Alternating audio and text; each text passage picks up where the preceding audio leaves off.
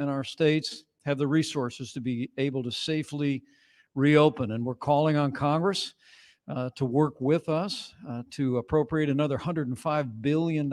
We believe that we can safely reopen our schools. We know that it's best for our kids. We don't want them to fall behind academically, but also we don't want our kids to miss out on the counseling that they receive, special needs services, as well as all the nutrition programs that are available just at our schools. You've recognized from early on that getting our kids back to school is first a priority for them, but also it's important for working families. Only about 20% of single parents are able to telework.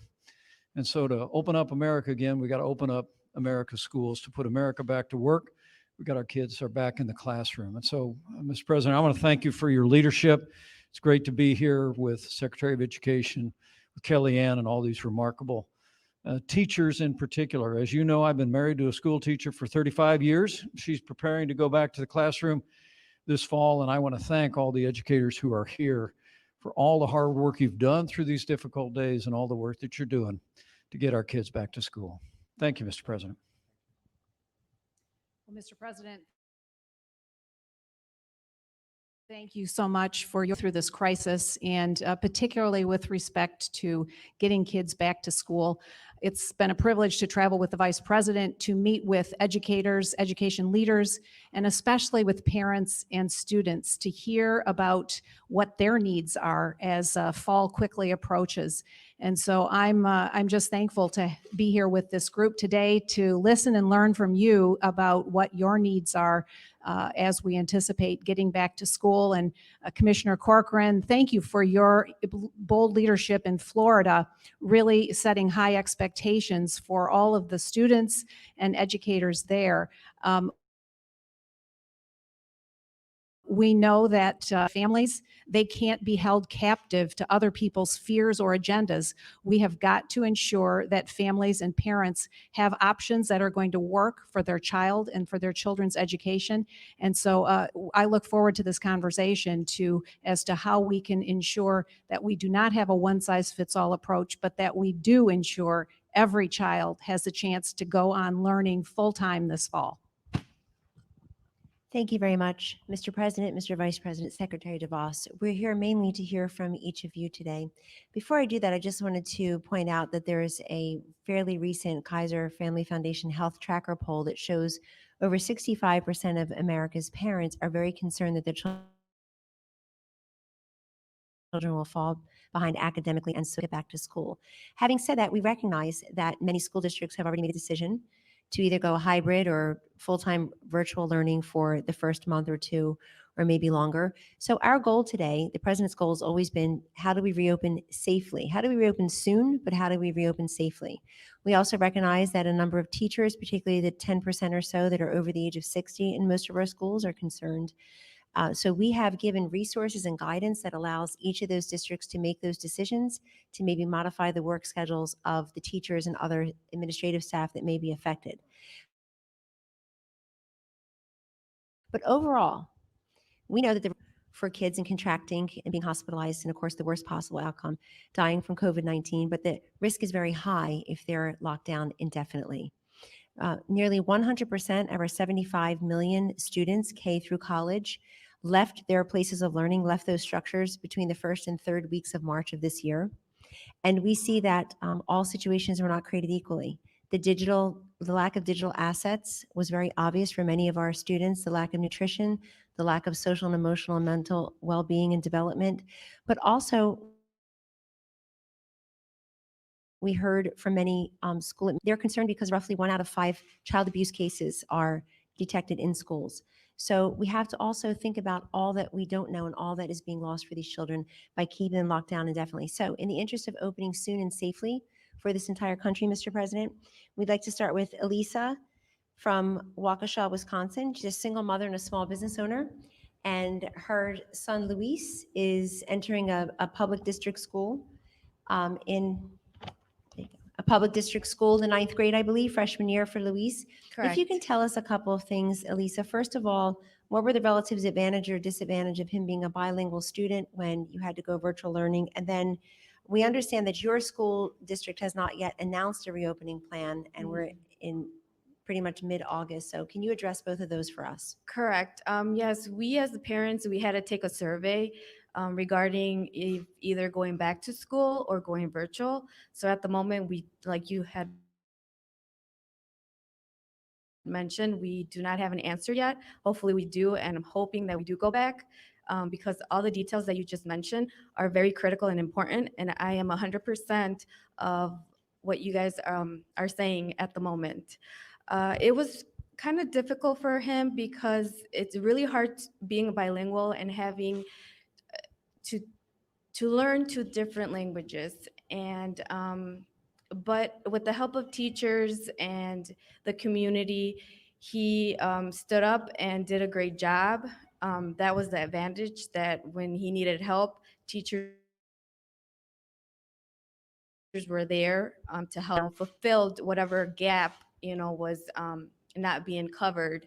And so he did pretty well after that. But you like going back immediately, right? Oh, yes, 100%. A lot of people agree. 100%. A lot of people agree. Yes, Thank you're you. welcome. Very good job.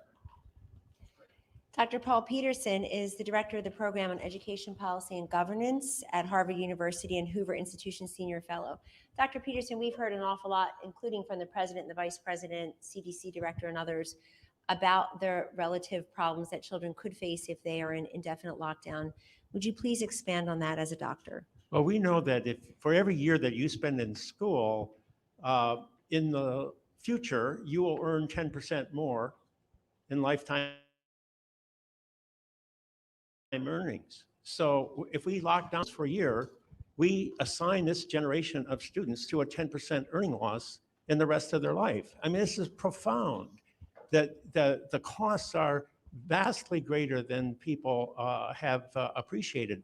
To say nothing about the importance of young people being together with one another. The most important element in social growth is being with your peers, with your own friends and neighbors, and not being isolated in a setting where you don't have social relationships. To say nothing of the medical costs of being isolated and not, I remember when the teacher said, he can't see, he needs glasses. Well, I've got some new eyes now, so I can see. But yeah, you are told in school what the problems are, and then you can get those problems solved. All those things are out the door if you're not in school. So sitting in isolation with a computer, looking at a laptop, is not the same as being out there in the real world? At one time, Mr. President, I thought digital learning was the future, but we have learned through this COVID crisis that we haven't got digital learning to the point where you can really engage young people. They've got to be in that classroom. They have to be with their peers. So if you're a presidential candidate, you're looking at a computer, that's not a good thing? Sounds like it would be the same. Well, I won't put you on the can't spot. I'm not going to comment put you on. Thank you very much. A lot of truth to that. Hypothetically speaking, yes. I don't know a single parent who thinks their kid needs more screen time, to your point, Dr. Peterson. Lynn Gronseth from Arkansas. You've been a special education teacher. I think you're entering your 19th year, but you also are considered higher risk for contracting the Yes. coronavirus since you have asthma. Is that And- correct? Yes. Tell us how you feel about going back to school or the My students. son's a physician, and I will say radiologist at Stanford. And so every time there were rumors and myths, I just called him and said, "What are you hearing there?" And he never once, not once, said, "Please don't go back." He went, "I love my special education students, how much they need those special resources like your speech, my other colleagues provide." The instruction was extremely difficult for my students. A lot wouldn't come to the Zoom meetings. It's just so different. But what I was going to say is I typed the protocols from Springdale Public Schools, and I'm very comfortable with them. They've gone beyond the call of duty. I gave that to my allergist, emailed it to my son, and both of them gave me, with precautions, the ability to go back. And I want to be there for my students and help them navigate through this and make them comfortable to come back safely. Thank you. Thank you.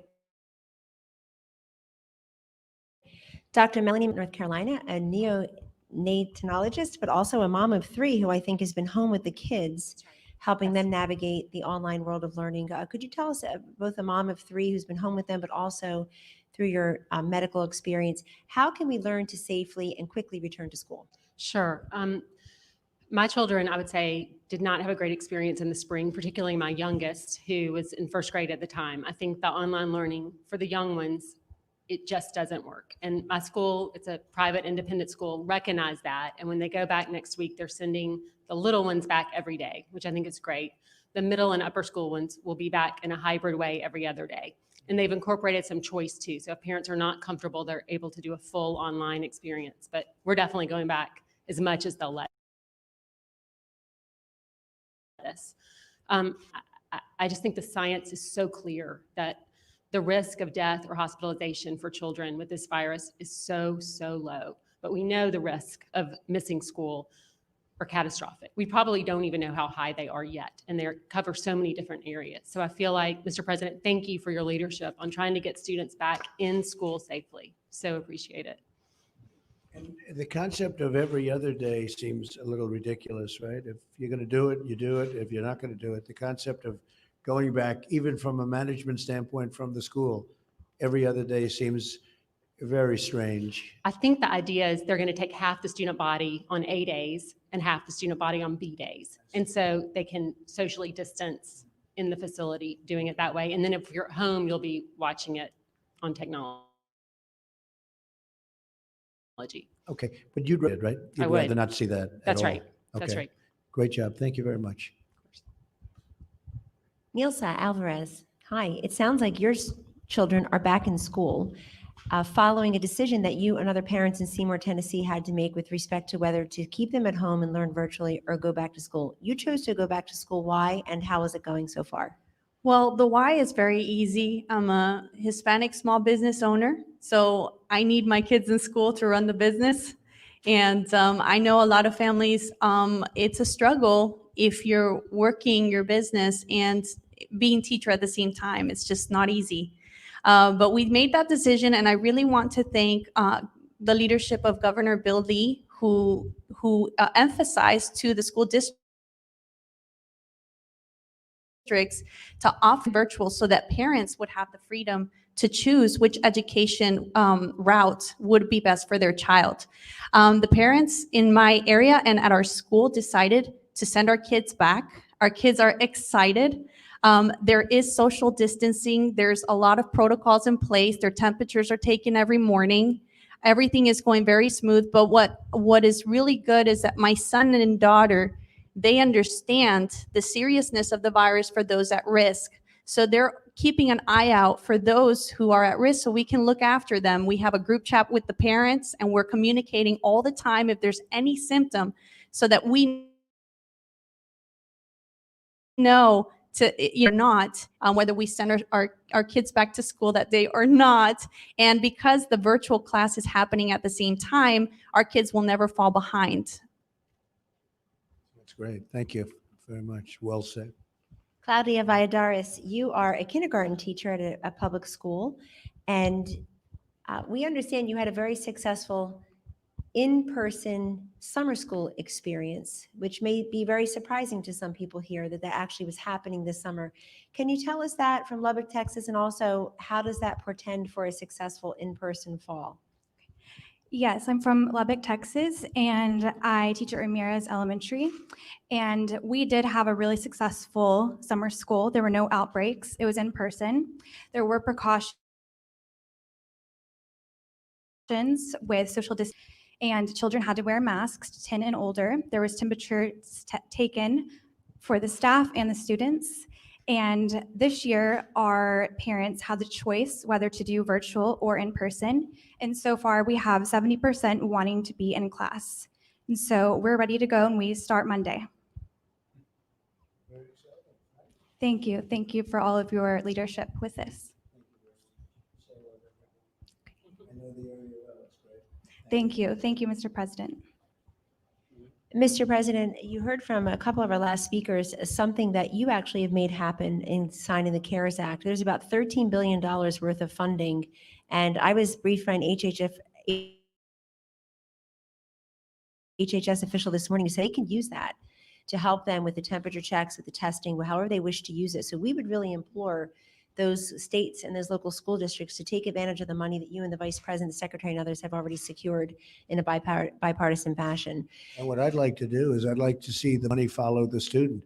If a school is going to be closed and we're giving all of this money on the federal basis to a school, and if a student is going to go to a different school, really at the choice more of the parent, in all fairness, than the student, you know, where you want to go and what school you want to bring the student to. I think the money should follow the student. And that's something that we want to do. We're having a hard time with the Democrats. They want the money to follow the union, to be honest. It's very simple. Give it to the union. But the fact is, give it to dues. Because the union people are, but the people that run the union, it's disgraceful, and the dues that they charge the teachers, and that's what it's all about. So I would like the money to follow the student. And this way you can make your own choice. If the school is closed, you know, why are we paying? If a school is closed, why are we paying the school? I'd rather give it to the student, the parents, and you do your own thing. And to me, it makes a lot of sense. Secretary DeVos.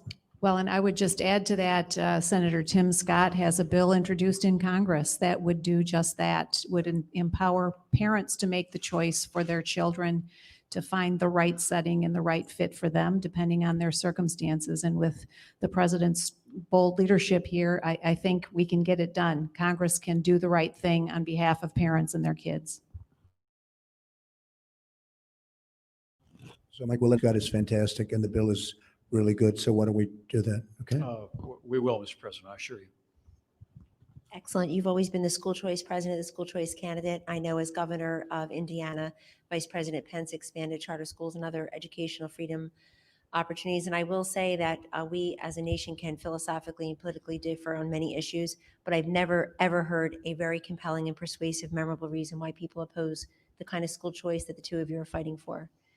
And school choice means parent choice. So our last set of questions really go to the parents and the importance of parents' ability to choose the right education for their children, particularly within this dual medical and financial pandemic. Mr. President, we have with us today, and I want to read it so I get it all right, Janie Neely of Columbia, teacher herself. She's a reading specialist. Her zone school district plans to provide full-time virtual instruction. She believes her high schooler will be fine, but her kindergartner has Down syndrome and must receive in-person instruction. Janie's husband, Chris, is here. He serves as the chairman of the President's Committee for People with Intellectual Disabilities. Thank you very much for being here, Chris, and God bless both of you and your children. Would you like to tell us a little bit, Janie, about how you're approaching this school year? Absolutely. When schools closed in the spring abruptly, it was especially difficult for families with children that have special needs, because for us, it was like falling off an early intervention cliff. Schools not only provide the academics for students with special needs, but it also provides the much needed therapies and services to address developmental delay. Structure and routine of school day is so critical for this population of students. It simply cannot be replicated in a virtual platform, and especially for a kindergartner with Down syndrome. Unfortunately, our school district has adopted a virtual-only reopening plan, and it's been extremely disappointing because as a parent, I wish that I'd been given a choice, because I know for a fact that this style of learning will cause my son to regress and to fall behind. And we were working so hard for him to be fully included with his peers. So my hope is that we can all work together to get in-person learning, especially open for the students that are most vulnerable, and to have that choice for parents, because I know my son best and I know what he needs. It's really well said. So it's been a burden. What you've been through has been a great burden, obviously. How do they change that? How do they change it? What would you recommend? I think Families with children with special needs were already carrying a pretty tremendous burden. We are constantly incorporating different therapies and things of that nature. What's nice about it being incorporated in the school is that it happens during the school day. Unfortunately, in my situation, we've now been forced to change and to find another school option for our son. We're fortunate because a lot of families don't have that option because smaller schools, private schools, parochial schools may not have the staff and the structure to accept children with special needs. So there's not always that option. We're fortunate in that situation, but now my family's taking on the burden of not budgeting and planning for tuition.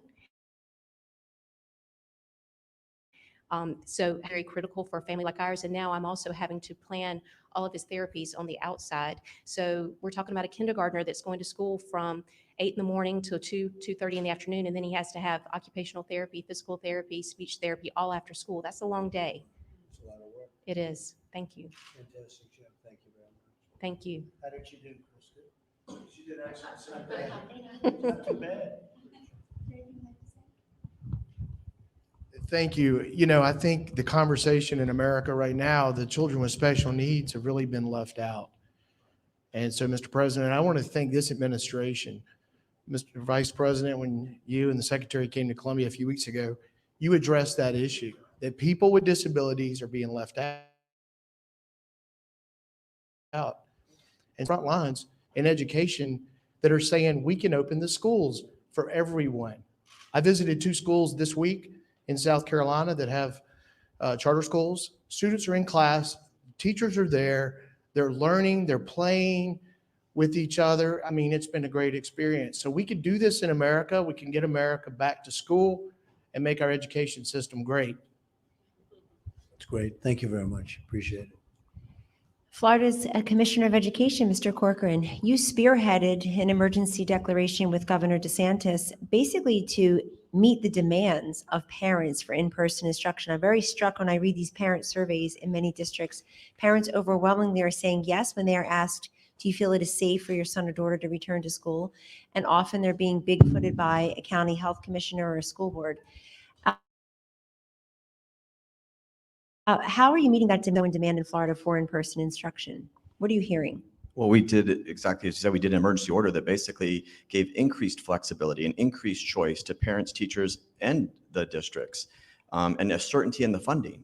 But if you're not, and what we were saying and what got reported, the same day you said open school, so they said we colluded. I wish I colluded with you. That sounds like a good idea. They like that word. But we opened up, we said you have to open up as an option 5 days a week for school children. And now in Florida, we're in August. Our first schools are opening up this week. And throughout August, we'll have all 67 our districts will open up. We've not approved a single plan, to your point and your point, even in our phase 1 counties in Southeast Florida, we've told them, you better open up day 1. You cannot do virtual therapies. You can't do virtual. And we just had a forum the other day with another parent who had a Down's child, and he just thrives when he's around other kids. And when he's at home, he's literally being diagnosed with depression because he's not around kids. They have to have that right away. And so we'll open up. And the great news is we'll have probably already, we have 13 districts that open up this week. Of those 13 districts, this is the amazing thing, to your point, we are being sued by the union bosses, and they are disgraceful, absolutely disgraceful. And so we have multiple suits going. But the reality is, of the districts that opened up this week, 6 of them have almost 100% teacher participation. And you know what teachers want? Teachers want to be back in the classroom. Kids, even if they have an underlying condition, they want to be back. And that's what we're seeing in Florida. And when we get to August 31st, all the districts open up, we're going to have probably 70 to 80% of students in face-to-face options. And we'll have more than that percentage in teachers in the classroom with their students. And there's just no substitute for it. You hear it. We have the largest virtual school in the country. It is a second-tier education. The best education is when you got a great teacher, a great mentor, someone who's got great wisdom, all the children and their peers together, getting a great education. And then we say, is everything. Education is freedom. Education is the uplifting of the human soul to the glorious light of truth. And to deny a child that kind of education, you're robbing them of a lifetime, not just of earnings, a lifetime of who they are as human beings. And I stole that from Frederick Douglass, but but that is really what education goes to. And that's what I loved what the Royal Academy said when they said, you're scarring a generation of children for their futures. That's what we're doing when you don't have that option. But hey, if you're a parent, I have 6 children, 2 in elementary school, 1 in middle public school. All of them are going back to school. But I completely respect and wanted to honor the decision of a parent who says, well, what about, I don't feel safe. I think the evidence is overwhelming. We've all seen it, but if you have that right. If you want to do distance learning, we're going to do the best possible way. But to the other 70, 80% of us, we have the right to go back and have our kids get that world-class education. It is interesting because one thing we've learned during this horror show of the China plague is that virtual is not as good as being there. Virtual is just not the same thing. And for a long time, we've been hearing how great it would be, how great it would be. Well, we've had the ultimate sample, right? Namely, the whole country practically, and it's not as good. We've also learned that telehealth is very good. Telehealth is up 3,500%. It's great. Can you imagine that? 3,500 where people can in their homes, their apartments, wherever they are, and they can not have to go to hospitals and doctors and everything else. That's been an incredible success. You know, who would have thought? That's become tremendous and really has been good. But the virtual learning is not like being in a classroom. And we've learned that, I think, very strongly in almost all cases. People thought for a long time that would be the answer, but that's not the answer. The answer is an old-fashioned one, isn't it? Huh? Thank you. Great job you do in Florida. Thank you very much. Mr. President, our final guest is a mom in Fairfax County, Lindsay Ammon. She's one of the parents who said yes to the question, do you feel safe returning your children to school? And her older daughter will have in Fairfax County just 4 half days of virtual instruction at her grade level and 1 day off. So Lindsay has decided to exercise her parent choice and do pod homeschooling. Can you tell us about that, please? Yes, absolutely. That's all correct. Everything that everyone has already mentioned, poor experience with virtual learning. The kindergarten age, I think, is very difficult, as everyone has already spoken about. But she also, it's important to note, was an absolute lover of learning in general. She is very bright, very eager to learn. And we really watched that all fade. We watched her education deteriorate. And we also really saw her mental health suffer over the course of the spring. So we were, very eager to get her back into in-person learning. And we really felt very confident and comfortable with the precautions that were put in place by our district. Originally, we were offered 2 days in person virtual, and then that's actually since changed over the last few weeks, and we are now 100% virtual. Fortunate for us, we had already kind of gone a different route and set up a homeschool situation for her with a small group of parents in our community. And, we're very grateful for that. That was certainly not, an easy choice to make. It was an unexpected cost and something we hadn't planned for, but we felt like it was really, really important for her to be in a classroom setting. Thank you very much. Thank you. Very uniform, very interesting. And I think most people do feel this way. Wouldn't you say so? I think most people feel this way. We have a man with us who's a great expert with us. He's consulting with us. And he's going to be at our press conference in a little while at 5:30. But maybe Dr. Scott Atlas could say just a couple of words, and we're going to be covering it in more detail in a little while. And you folks are, if you're interested in watching, we'd love to have you. Scott, please. Okay, thank you, Mr. President. It's a great honor to be asked to help out in any way I can. And the event I thought was terrific. I want to thank everyone for participating, and sort of to reiterate the bottom line on this, as the President and Vice President and Secretary DeVos have said, which is we know that the risk of the disease is extremely low for children, even less than that of seasonal flu. We know that the harms of locking out the children from school are enormous, as we all would agree. that educating America's children is right at the top of the list for our nation's priorities. So I thank the president and everyone here for acknowledging these truths and to get kids back to school safely. Thank you. Thank you, Scott. It's very good. So we'll have more from Scott in a little while. We're going to meet together, and we've been working with him very closely, all of the task force, all of the White House, and we've made a lot of progress. We've made tremendous progress. You see other countries are now blowing up in terms of the disease. You call it what you want. So many different names for the disease, whether it's China virus and some I won't get into because I just get myself in trouble every time I do, but I'm angry about it, and so is everybody else in this country.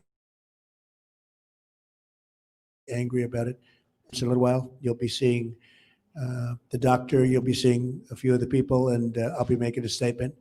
And I think that'll start at about 5:30. I want to thank everybody very much for coming in and being with you. We're on your side, 100%. We're on your side. We'd like to also see football get going. We want to see college football, and I don't know what they're doing with high school football, but I guess it's the same kind of a thought process. So we want to see that happen, and I think some of it will happen.